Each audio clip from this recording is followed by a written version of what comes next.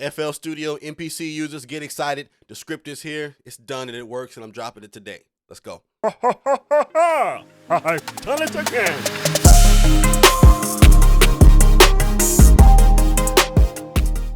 All right, what's going on, everybody? It's your boy B, Crow with X Producer B, coming to you today with another script release. The first one for FL Studio for the MPC Studio. The next one is coming is the MPC Studio Black, and I'm also experimenting with the MPC 1. I'm excited about this because it enables complete functionality with FL Studio. Let me tell you this. If you're an FL Studio user and an MPC Studio user, you need this script. It enables so much functionality that's not there before. You don't have to program any of that yourself. You can use the script to get it done. The link to go get the script is in the description. It is not on my Patreon. I'm moving off of Patreon because the platform is kind of janky and I don't like the way their policies are changing. I got my own Shopify site up, so you can go right to the website, download the script right there. It does cost, but it's nothing but $15, and you can get the script and make this device work. Also, when you buy the script, you're going to get the updates for free. I'm not going to charge you every time I do a bug fix or feature release or something like that. However, if FL Studio drops another version that breaks compatibility, I got to do a lot of work on the back end to make that happen, and I'll release a paid upgrade for that. But just for this one, $15, you can go and grab this script and you can make it work. But without further ado, let's go ahead and get into it, and let's see what this script enables. First thing is first, how do I download it? How do I get it? How I install it? So you're going to go to my website, which is the link in the description. You can purchase the script right there. Once you purchase it, you'll get a download link. That link is going to download a zip file. And then what you're going to do from there is you're going to take that zip file and you're going to go to your documents. I'm on a Mac here, but it'll work on a Windows as well. I've already tested it out on the Windows laptop I have here. You're going to go to image line. Where is it on here? Image line. And you're going to go to FL Studio, settings, and then hardware. And what I did is I made an Akai folder here, but you can make this folder whatever name you want to. And you're going to paste the contents of this zip file right in this folder that you make here. I'll say, okay, so when you unzip the contents, you're going to get these things. You're going to get the controller framework. When you unzip the contents of the zip file, you're going to get these 4 files. The controller framework is a folder, the MPC Studio Mk2 folder. You're going to get this init.py, which is a Python module deal, and you're going to get this device MPC Studio _Mk2. You don't need to change the names of this. All you need to do is put all of this in a top level folder right here. Mine is called Akai under hardware. You can also see I have the MPC Studio Black right here because I've been working on that as well. Once you do that, you're going to restart FL Studio. I got FL Studio pulled up here. You're going to go to MIDI settings. Go ahead and find your MPC Studio public port. See right here on the input, and then right there on the output. Assign that a port number. Make sure the input and the outputs are assigned the same port number. All of this is basic FL Studio MIDI settings. And then for controller type, you should see the MPC Studio as a controller here inside of your list. Once you select that, the controller will light up like this. Boom.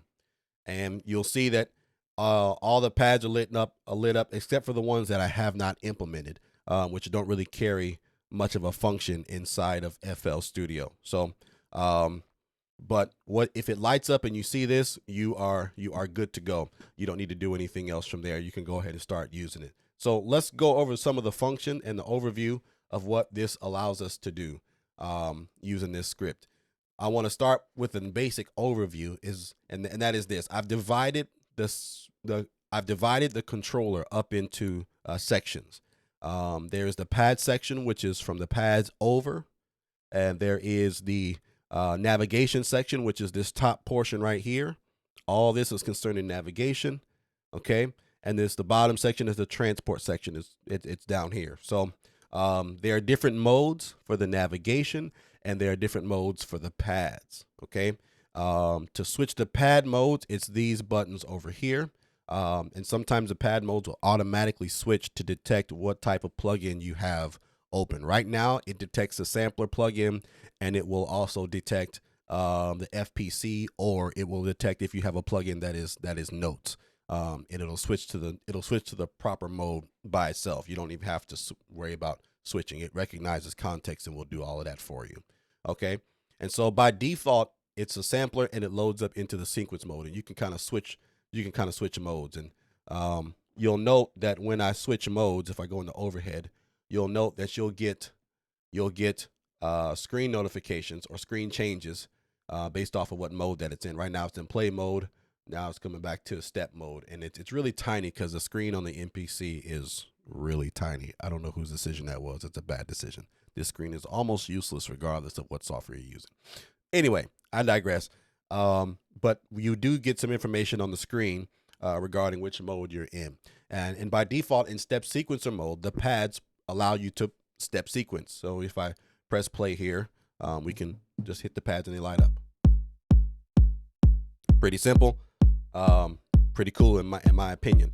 Now, of course, FL Studio comes up with like a 16 step pattern. If you want to program more, you just use these two keys right here, which are not part of the transport. They're actually part of the pad mode, if you will. You go to the next one, you can see the red square is going to context switch to the next 16 in the sequence. So I can program another 4 if I go over there, and I can do that. Okay, so now it's gonna do that, and now it'll stay on this section until you switch it back to this section. All right.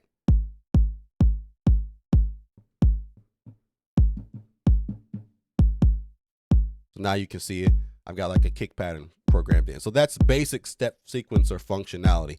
Also, the pads have a hold motion. So if I go here and I hold it down, you'll see that the menu appears. Same thing if you've looked at the Akai Fire, the same functionality happens. And you can use a touch strip at this point to control each grid or each category. Right now it's on note or pitch.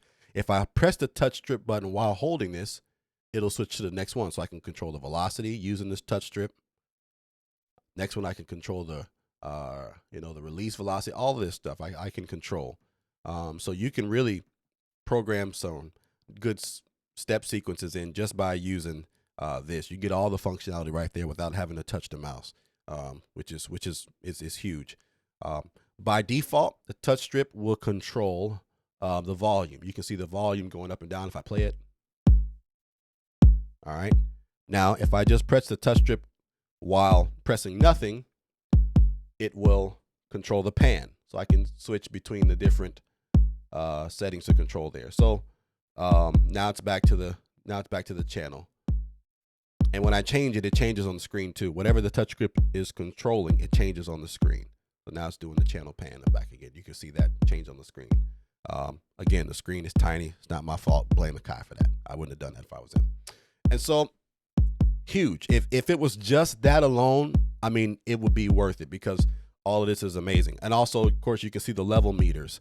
Now, these level meters do not correspond to the channel. They correspond to the track that the channel is designed to go to. I don't know if that makes sense, but essentially, in FL Studio, you can assign each channel to a track, and you can have multiple channels going to the same track. This meter will show whatever those meters are showing live. So that's the basic overview of the step sequencer as far as the pads are concerned. Now in this mode also, right now we're over in the navigation mode. We're in the track select, which is the channel navigation. So if I use the jog wheel, it'll go between the next channel, and whatever channel I have selected is what the step sequencer will show. So now it's showing my clap. All right, so I can program a clap in.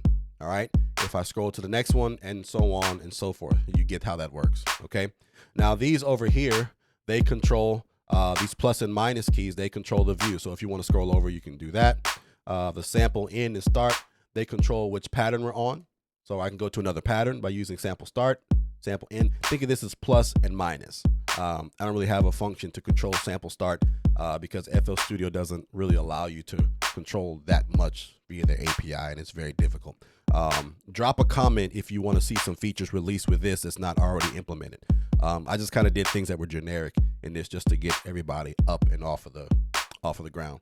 And so here we go. We got a lot of functionality. Something that's unique about this FL Studio is known for the, for the rolls or easily filling in slots. So if you want to go and do that, the note repeat is not really a thing in FL Studio, but it does use, you can drag with your mouse in FL Studio to fill in, these slots. I've been using FL Studio since it was Fruity Loops. And so shout out to my guys. Shout out to my guys if you remember Fruity Loops way back in the 90s. That was what I started on, that in Cakewalk 6. It was a mess, but we got it done.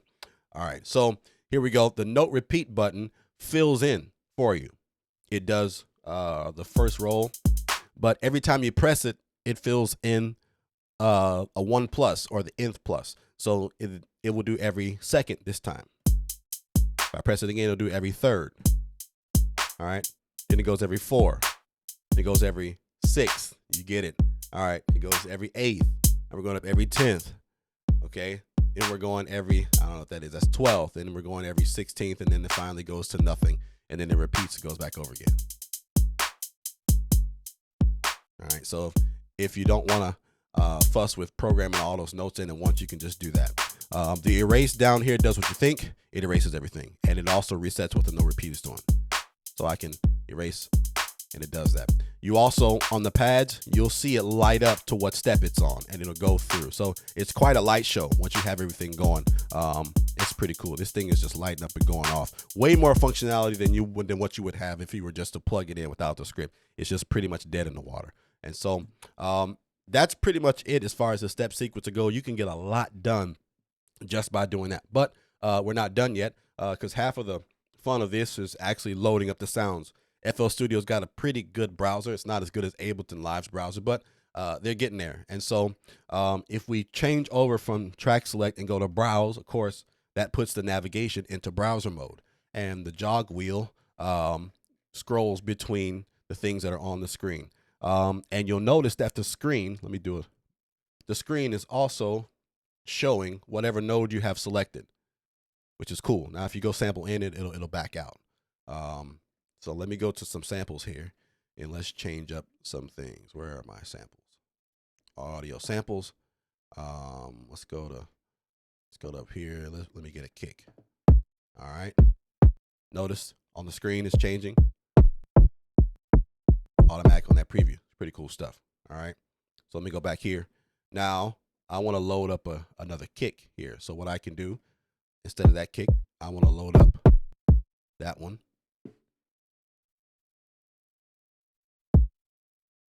Now, if I tap on the jog wheel, it will give me this context menu, and I can choose to send it to the selected channel, or I can open a new. This one I want to send it right there. So now I've replaced my kick. Go back to the channel select, turn the volume of that kick, or just to the pad. Okay. Let's replace the clap now.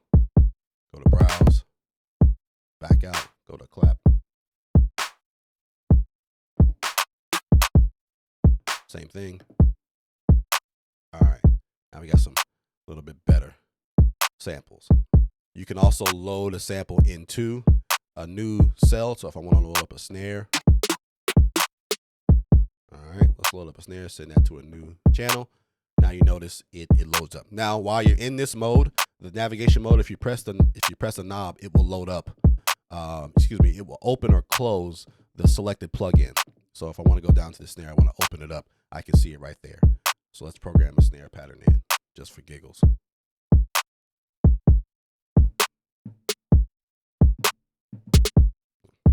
All right, let me go get a hi-hat.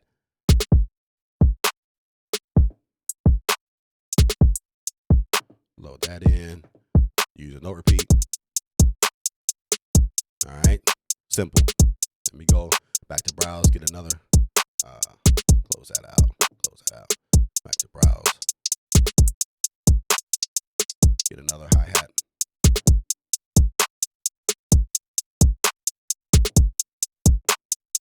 All right.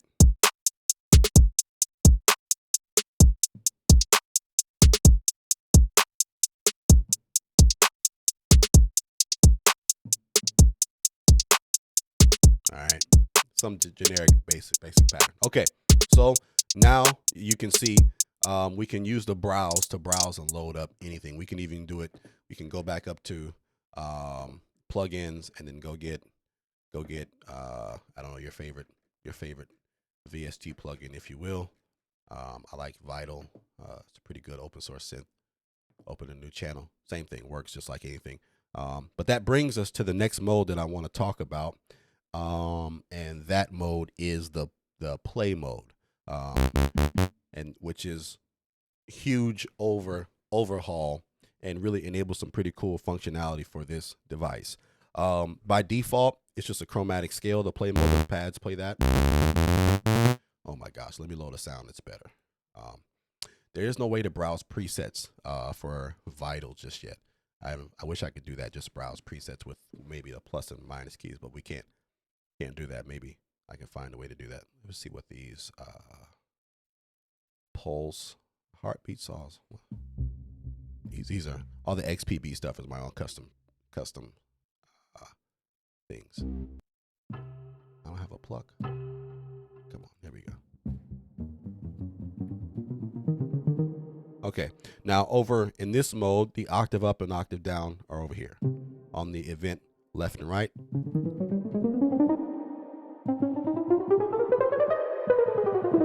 Okay, and by default, these pads are in scale mode. So just will play a scale, and you can change the scale. That's chords, modes, progressions. Go back to notes. You can change it. This is a major.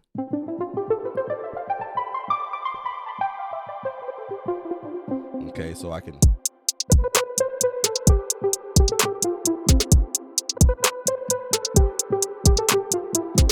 Play something corny like that. If you will, I can go into any scale. I got minor, melodic, a lot of scales, harmonic. Now, this device doesn't support this stuff natively. I programmed all of this in the script to be used with these pads, just FYI. Arabic scale is in there. What other scale do I have? Harmonic. The pentatonic is my favorite. Uh-oh. I turned it down by accident. There it is.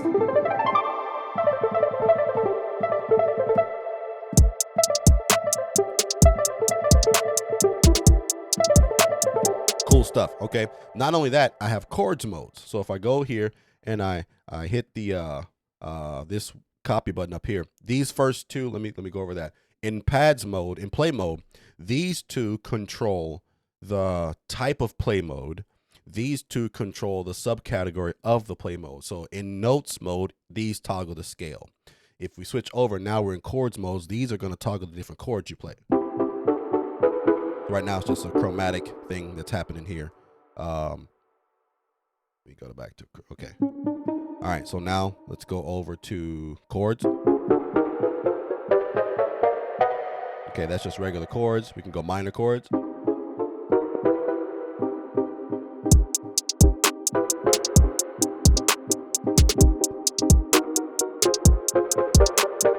Okay, you got those chords. You can different chords, diminished chords, augmented, substitute.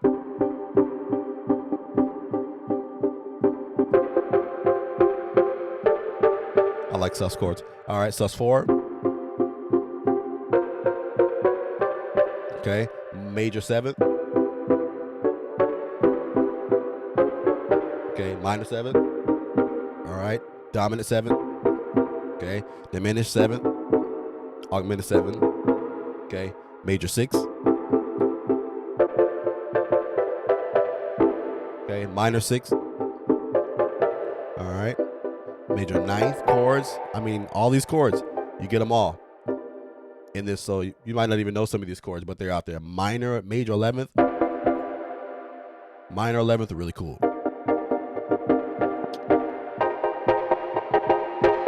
All right, you can do a lot of stuff with this. That's just the chords. Now let's go into progressions. And the progressions is probably, in my opinion, one of the dopest features that's on this device that I programmed in. So let's go to progressions. Now, what you get is you don't just get chords, you get context-aware progressions. So by default, it's a major scale. So just chords, triad in a major scale.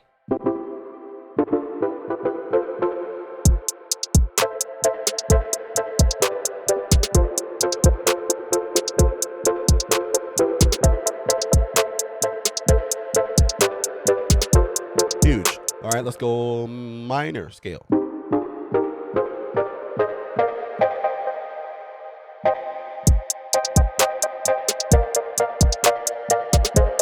All right, let's go to major 7. You could really a lot of stuff with this.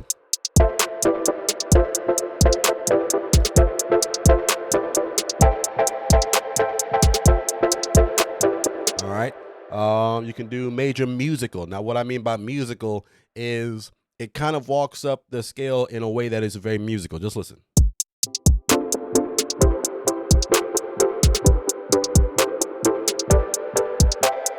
Oh, and did I mention you could change the root note by holding down Shift and hitting the event left?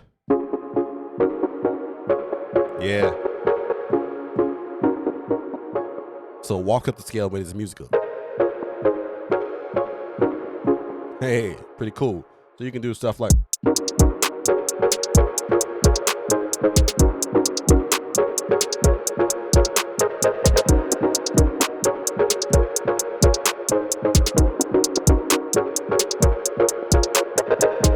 Okay, you also get major, minor 7th. You know, you get pop scale. Okay, pop 7th. These are all progressions that I programmed in there, and if you want a secret of how I programmed them in there, I'll have to make another video on that to reveal my secret sauce on how I did that. But it's pretty cool. Pop 2, you know, pop 3. I'm not going to go through all these chord progressions. When you get the script, you can roll through them yourself. But it can be a way to generate some musical ideas without having to necessarily be a pianist or, you know, have a lot of knowledge on music theory and musicians, which it seems to be the trend nowadays. Everybody's creating music without actually being a musician, which I'm not knocking it. You do what you do as long as the music sounds good. You should be good there. So let's go. I got some trap progressions. Hey, trap progression.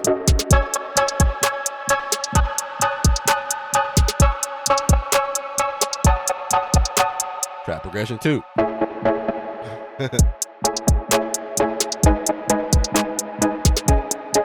Hey, come on. That's a banger right there. So I know some of y'all would take that progression right there and just go nuts with it. So just, you know, go through all these progressions, and you can really do some amazing things with this device. But that's not all. That's just on the play mode. Really all concerning the pad section. There's really not much more to say about that, but the device does offer more in the way of control and navigation. For example, if you go to, if you press the mode button, it will go to controlling the mixer. So now, if I press the plus and minus, I can go through the various different channels, and if I want to, I can control, you know, the volume of the said channel. Now, the note that the touch strip doesn't do the volume in this. The touch strip still controls the channel, because the channel volume is different in FL Studio from the track volume. So I had to make a separation there. Yes, I would have liked to do something different, but it is what it is. Also, if you hold down Shift, it controls the pan. So I can pan something to the left. I can pan it to the right. I can control the volume up or down. As a matter of fact, if I play this, let me go to, seems to be, right, that's where the kick is. All right. And if I want to, I can pan that left or right. So give you some basic control over the mixer so you don't have to, you know, mouse around if you don't want to. The mixer controls are very, very limited. Let me just say that much. So as we go forward, I'll look into implementing what they have. Because this device doesn't have knobs, it didn't make a lot of sense to implement some of those things. When I release the Studio Black script, you'll know what I'm talking about. We can control all kinds of stuff with those knobs using the Q links and the screen that's there. All right, but we're not done just yet. It also has a program select mode that controls the playlist. So the knob goes up and down between the playlist. Plus and minus goes between those various song positions. We're not in the play mode. If I go to main, if I hit main, it toggles, which we're in song mode now. And so if I go there, you can see the the cursor moving over using the plus and minus. This controls this here. This switches the patterns over here. You can see it in the playlist changing. Again, FL Studio's API doesn't allow you to do much in the playlist arrangement. I wish it would allow us to add patterns in using the API, but I haven't found a way to do that. If somebody's familiar with FL Studio Midi scripting and can let me know, or FL Studio, if you're listening to this, make a way for us to be able to inject or insert patterns into the playlist. Because I could do all of this with the controller. I can make a whole beat or a whole song using nothing but the controller if I could add in and remove and modify patterns in the arranger. That would make a world of difference. But we're not there just yet. So right now we have to settle for just scrolling. You can mute tracks by pressing down on this. Whatever track that you're scrolling in, you can mute it there.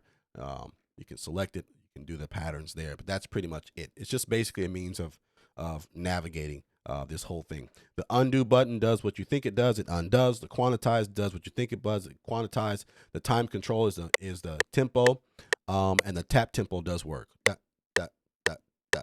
Okay, so the tap tempo works there, so we don't have to fool around and fuss with any of that. All right. So the device really functions very well. This was a lot of work for me because, unlike Ableton Live, FL Studio did not provide a framework to work with.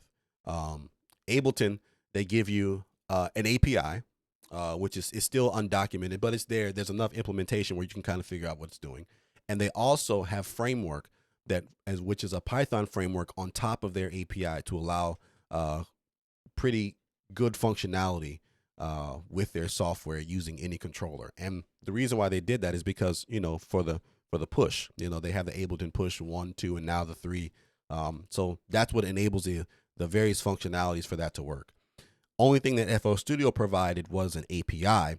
They did not provide a framework. So instead of doing all this thing in one large, huge Python file, that's unmaintainable. It's very hard to develop.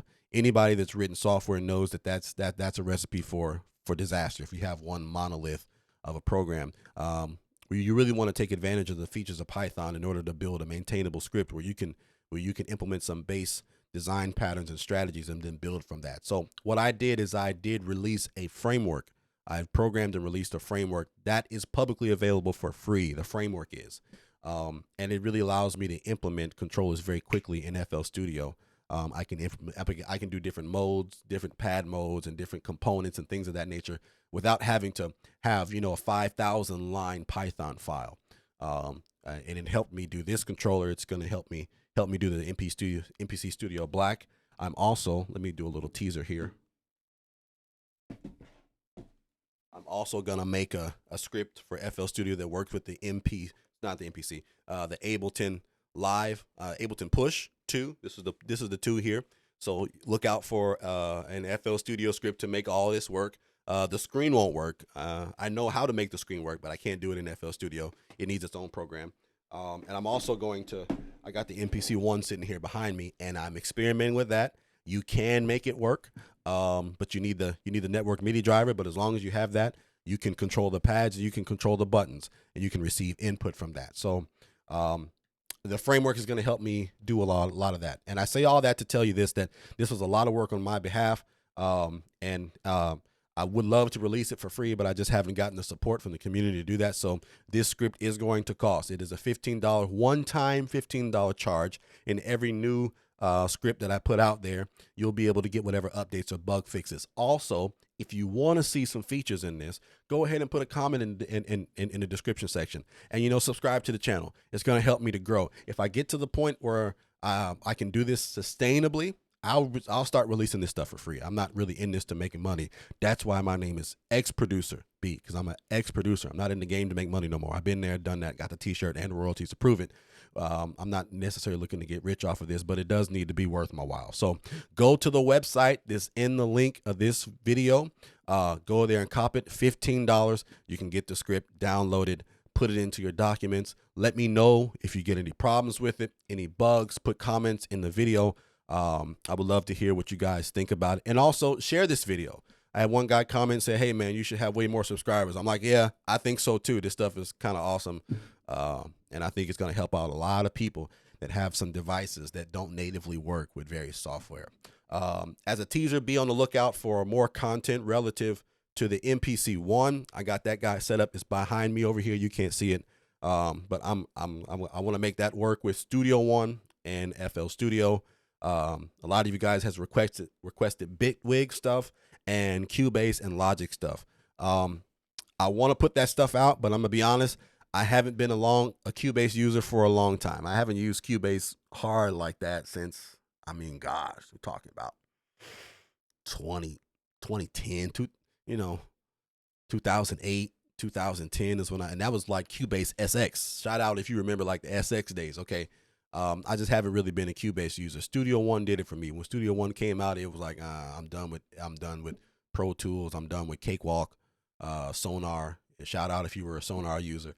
So I rock with that. But I say that because I'm willing to dabble into those softwares. I know how they work. I'm a legacy user of many of those programs.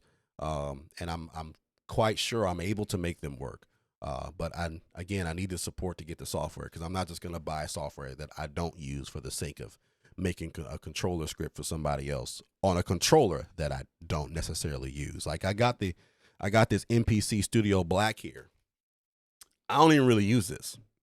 I just got it because I found a super great deal online, like for less than $100. I'm like, I'm copping that right now just to see how it works.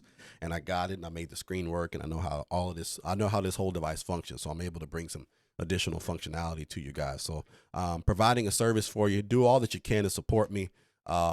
This script is not on my Patreon site because Patreon's kind of tripping right now. They take a high percentage and they lock your money up for a little while. You can't really get access to it, and the sales features aren't really there. So I have my own custom site where I'm going to release all of these scripts and use that to track any updates or things of that nature. So look out for more content coming. Thank you guys for your support. If you're interested, go ahead and grab the link in the description, and I'll see you guys in just a little bit. Deuces.